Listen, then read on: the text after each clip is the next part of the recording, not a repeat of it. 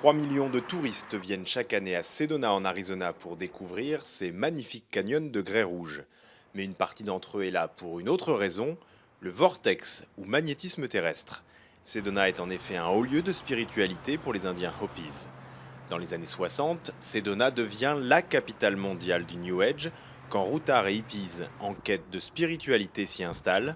Depuis, une centaine d'activités commerciales autour du vortex s'y est développée. Mais pour comprendre la spiritualité des Indiens d'Amérique, le mieux c'est de se rendre avec l'un d'entre eux sur les sites où les Hopis organisaient cérémonies et prières. Ils croient dans leur cœur que leurs prières montent au ciel, juste ici, en spirale. Et quelques milliers d'années plus tard, des scientifiques sont venus avec leurs gadgets et ont mesuré les fréquences. Et elles montent comme ça. Si ces champs magnétiques ont bien été enregistrés par des scientifiques, nul n'est capable d'expliquer comment les Indiens avaient eu connaissance de ces spirales d'énergie tellurique il y a plus de 1000 ans.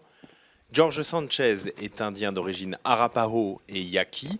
Il a étudié les croyances Hopi et a sa petite idée. Le mot vortex est bien, mais nous préférons utiliser le mot énergie d'amour. Donc lorsque l'on vient ici, on ressent cette énergie d'amour dans notre corps. Et elle nous aide à guérir, à trouver notre équilibre et l'expression de paix et d'amour.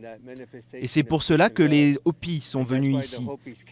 Et c'est la signification du mot Hopi, peuple paisible. Dans la philosophie Hopi, l'homme doit faire corps avec la nature car il lui ressemble. Comme elle, il est fait à 80% d'eau. Il doit donc marcher ou danser pour la faire circuler, utiliser des pierres pour capter les énergies et méditer dans ces lieux sacrés pour se sentir bien. Et la musique est un outil parmi d'autres pour aider à la méditation.